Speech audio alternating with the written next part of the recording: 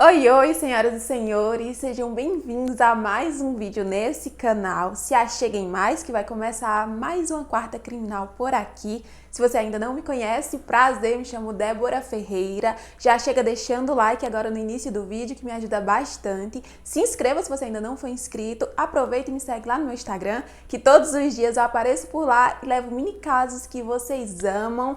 Então, avisos dados e sem muita enrolação, vamos para o caso de hoje. Aileen Caron Pittman nasceu em 29 de fevereiro de 1956 na cidade de Rochester, no estado do Michigan.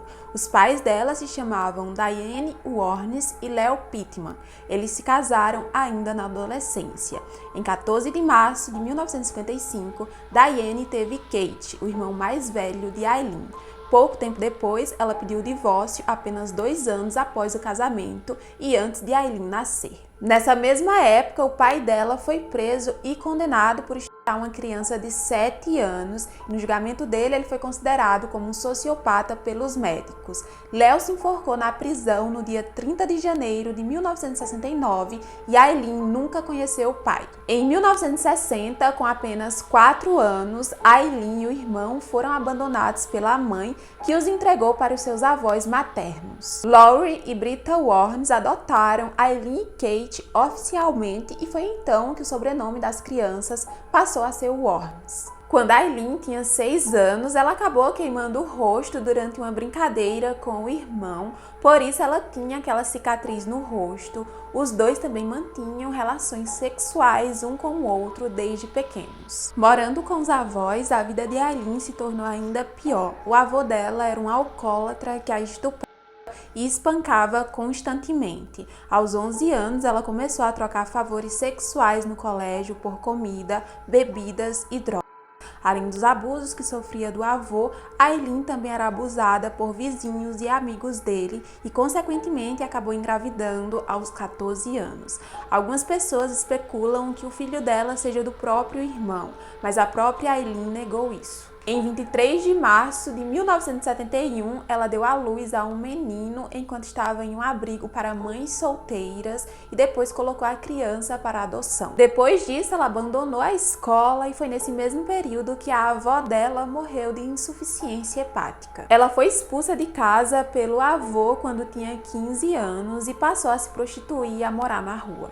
Vivendo nas ruas, ela passou a usar muitas drogas e, para sustentar o vício, passou a fazer cada vez mais programas. Em 1976, enquanto estava pegando carona para a Flórida, ela conheceu Levis Field, de 69 anos. Aileen tinha 20 anos na época e Levis era o presidente de um yacht club. Ele era rico e fazia parte da alta sociedade. Os dois se casaram às pressas, mas o casamento não durou muito tempo, porque Aileen era uma mulher muito agressiva e continuava se envolvendo em confusões e, consequentemente, acabou sendo presa por agressão. No entanto, Levi só pediu o divórcio depois que Aileen bateu nele com a sua própria bengala. No dia 17 de julho de 1976, o irmão dela faleceu em razão de um câncer na garganta e, depois de apenas 9 semanas de casados, Aileen e Levi se separaram oficialmente. Após a separação, Aileen teve vários relacionamentos que também não deram certo e acabou voltando para o Michigan, onde passou a cometer diversos crimes como roubos e assaltos à mão armada, conduta desordeira, dirigir embriagada e disparos com veículo em movimento foram alguns dos delitos. Para esconder seus antecedentes, Aileen usava várias identidades falsas. Com apenas 22 anos de idade, ela levava uma vida muito conturbada, já tinha tentado tirar a vida várias vezes e em 20 de maio de 1981 foi presa outra vez por assalto à mão armada. Dessa vez ela acabou sendo condenada e ficou pouco mais de 1 ano presa. Em liberdade, ela seguiu cometendo diversos delitos. Em 1986, agora com 30 anos, Aileen conheceu Tyria Mowry, de 24 anos, em um bar gay. As duas começaram a namorar e a morar juntas, mas Aileen continuou se prostituindo para manter a casa e o seu vício em drogas. No dia 30 de novembro de 1989, Aileen saiu com Richard Mallory, de 50 anos. Ela disse que durante o programa, Richard a espancou e a estuprou. Então, em legítima defesa, Aileen atirou no agressor várias vezes com a arma calibre 22. Depois, ela enrolou o corpo dele em um tapete e o abandonou em uma clareira isolada. No julgamento de Aileen, foi descoberto que Richard já tinha sido condenado por tentativa de estupro. Além de Richard, ela tirou a vida de mais 6 homens ao longo de um ano. Foram eles: David Spear, Charles Carskedon, Peter Siems, Troy Burrs, Charles Humpers e Walter Antônio. Eram todos homens de meia idade e detalhe, Tyria sabia de tudo isso. Os corpos dos homens eram sempre encontrados em lugares isolados, mortos por disparos de arma de fogo e era sempre de um revólver calibre 22 e, é claro, tinham os seus bens roubados. Como os crimes seguiam um padrão, foi possível identificar um modus operandi e a polícia logo determinou que se tratava de um SK. Uma pista importante para as investigações era que os carros das vítimas sempre eram encontrados com os bancos do motorista puxado para a frente, indicando que se tratava de um homem pequeno ou de uma mulher. Ao longo da investigação, a polícia recolheu impressões digitais de um dos carros e dos objetos das vítimas que foram recuperados de lojas de penhores. Por causa das prisões, Aileen já tinha suas digitais cadastradas no banco de dados e não foi difícil descobrir a sua identidade. No dia 4 de julho de 1990, Aileen e Tyria acabaram abandonando o carro de uma das vítimas depois de um acidente.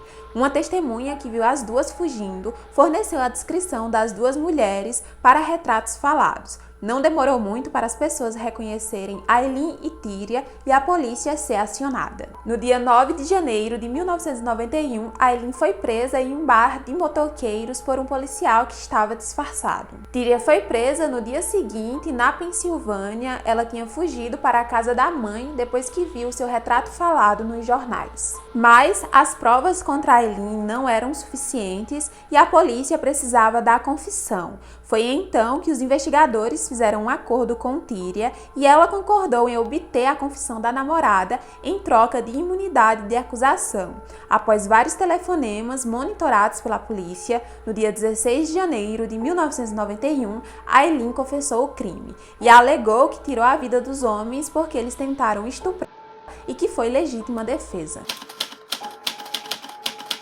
Aileen foi levada a julgamento em janeiro de 1992 pelo assassinato de Richard Mallory. Os antecedentes dela foram apresentados para mostrar o padrão de crimes. Várias testemunhas de acusação foram ouvidas, porém a mais importante foi Tyria, que além de arrancar a confissão de Aileen, que foi gravada em vídeo e apresentada no tribunal, também testemunhou contra a namorada. A única testemunha de defesa de Aileen era ela mesma.